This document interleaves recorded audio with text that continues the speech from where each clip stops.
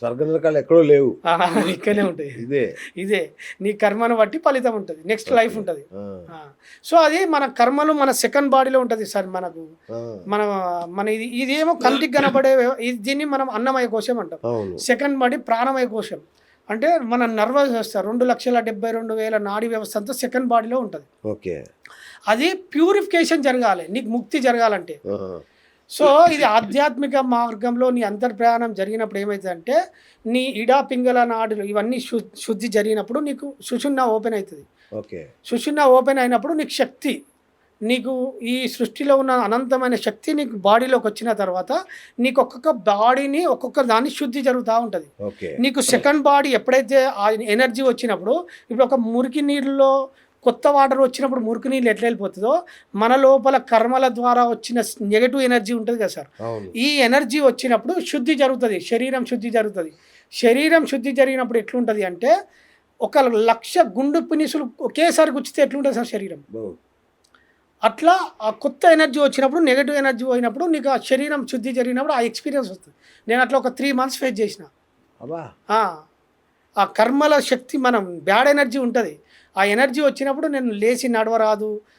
అంటే ఆధ్యాత్మిక మార్గంలో ఇది ఒక ప్రొసీజర్, ఇది ఒక ప్రాసెస్. ఈ సత్యం అర్థం కావాలి మనకు. అంటే మన ఆలోచనలు కూడా కర్మగా రూపాంతరం చెందుతాయా, లేదంటే ఓన్లీ యాక్షన్స్ మాత్రమే కర్మల కింద? మాటలు సృష్టిస్తాయి, ఆలోచనలు కూడా సృష్టిస్తాయి, కానీ ఆలోచనల యొక్క తీవ్రత తక్కువ ఉంటుంది సార్. ఎందుకంటే నీ కర్మానుసారమే ఆలోచన వస్తుంది. ఇప్పుడు మన రాజమౌళికి వచ్చిన ఆలోచన నాకు వస్తలే కదా, నా కర్మానుసారమే నాకు ఆలోచనలు వస్తున్నాయి. ఆలోచన అనుసారం కర్మలేమో కాదా?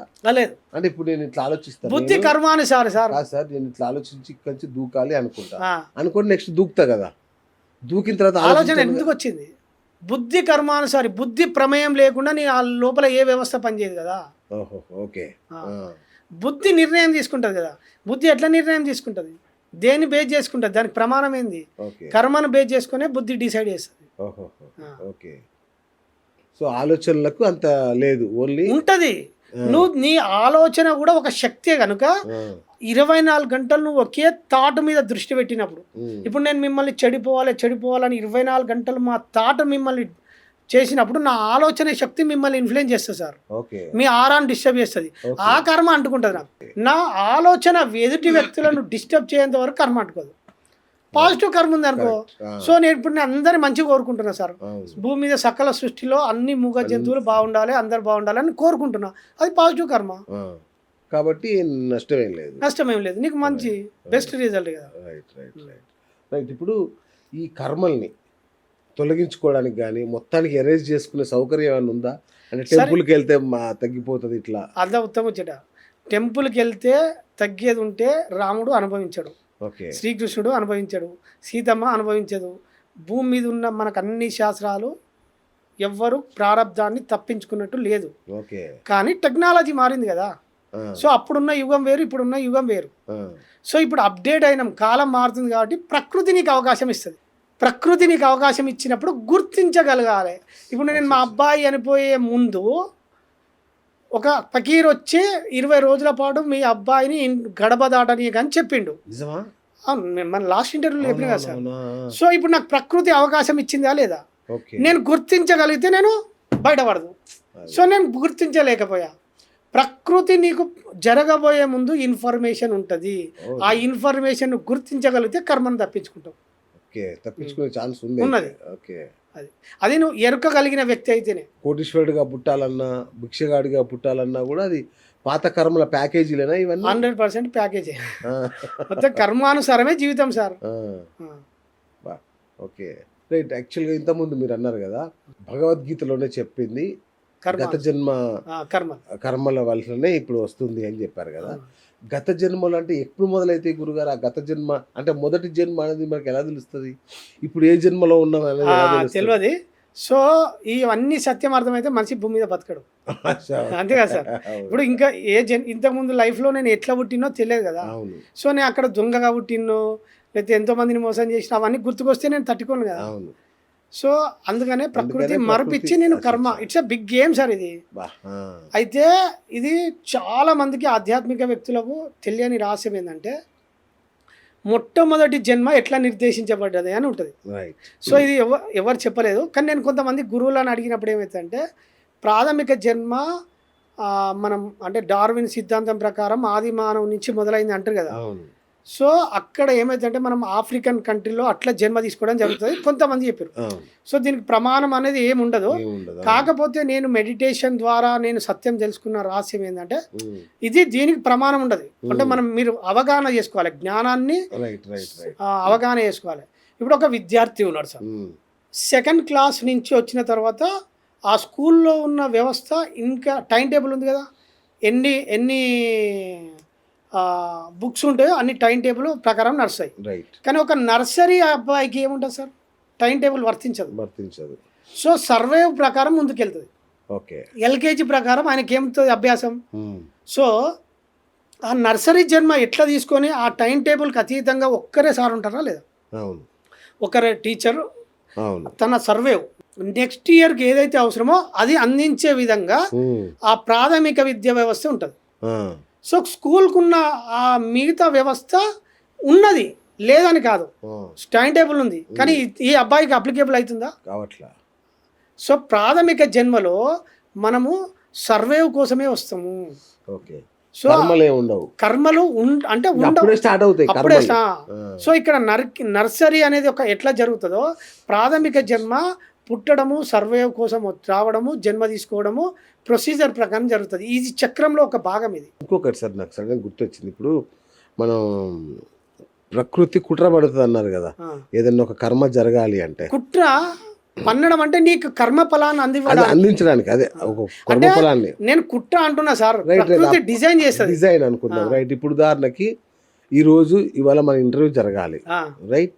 జరగడం కోసం మీరు ఎక్కడి నుంచో ఉప్పల్ నుంచి, నారపల్లి నుంచి మీరు వచ్చారు, మణికొండ నుంచి నేను వచ్చాను, యూసుఫ్గూడ్ నుంచి ఆయన వచ్చాడు, సికింద్రాబాద్ నుంచి ఈయన వచ్చి ఇంతమంది కలిసి లైట్లు ఇవన్నీ వ్యవస్థ రెడీ చేస్తే ఇక్కడ ఇంటర్వ్యూ జరిగింది. రైట్. ఇప్పుడు వీళ్ళిద్దరిని తప్పించాం అనుకోండి, వాళ్ళిద్దరు రాలేదు.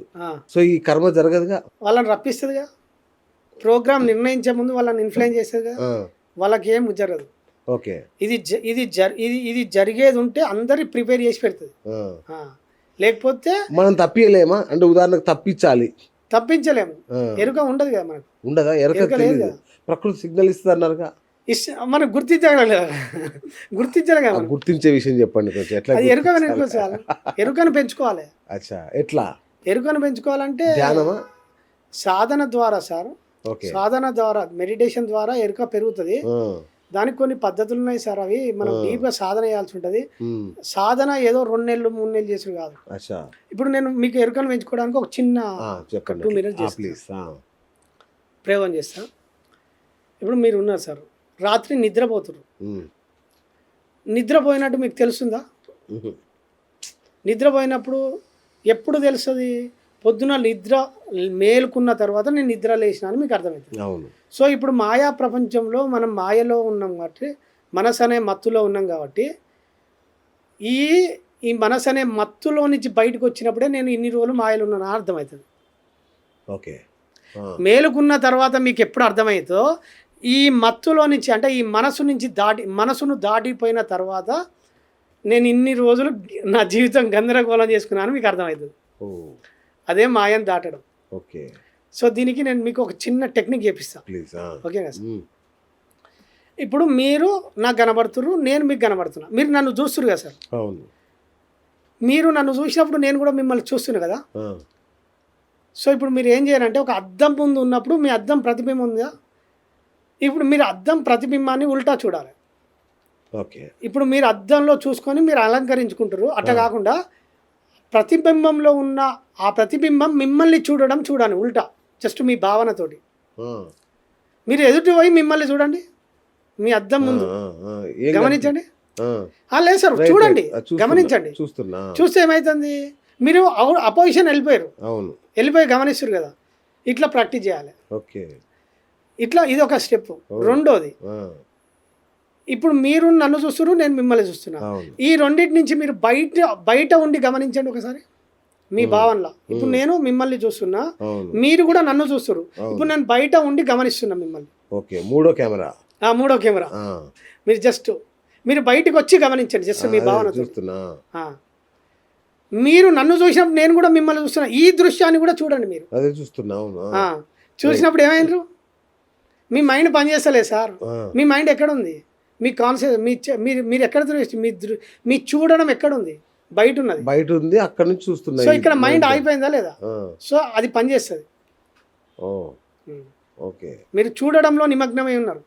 అవును. వేరే ఏం లేదు. అది పెంచుకోవాలి, సాధన ద్వారా పెంచుకోవాలి. ఇది ఒక స్టెప్. అంటే అది చూస్తున్నా కూడా ఇక్కడ మన పనులు మన నార్మల్గా జరిగేలాగా తయారు చేసుకోవాలి.